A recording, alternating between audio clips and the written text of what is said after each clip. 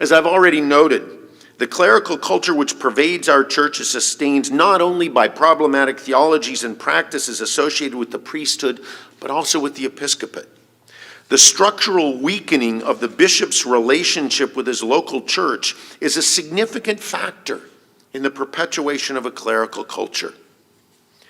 In the church of the first 4 centuries, the bishop's relationship to his local church was maintained by much deeper and more profound solidaristic bonds with the local church than are present today.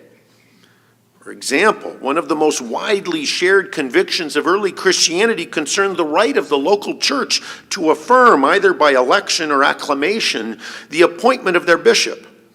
St. Cyprian, the 3rd century bishop of Carthage, wrote, and I quote, "Moreover, we can see that divine authority is also the source for the practice whereby bishops are chosen in the presence of the laity and before the eyes of all, and they are judged as being suitable and worthy after public scrutiny and testimony," unquote.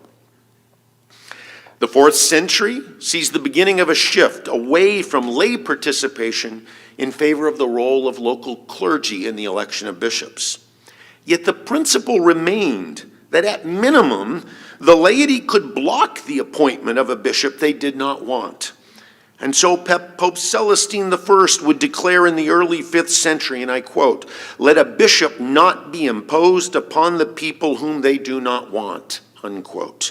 Pope Leo the Great would further insist, quote, "He who has to preside over all must be elected by all," unquote.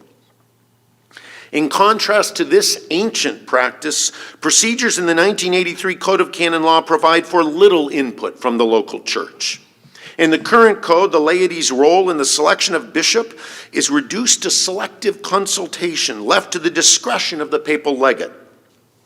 One obvious reform would be to develop revised procedures that give local churches greater say in the selection of their local bishop. I am not proposing one ballot per person elections. Such a solution would doubtless succumb to our current hyper-polarized and partisan culture. However, one could easily draw from the centuries of experience among consecrated religious men's and women's communities who have developed proven methods for ecclesial discernment in the election of their leaders. Many of the procedures that have been developed for convening diocesan synods could be adapted in like manner.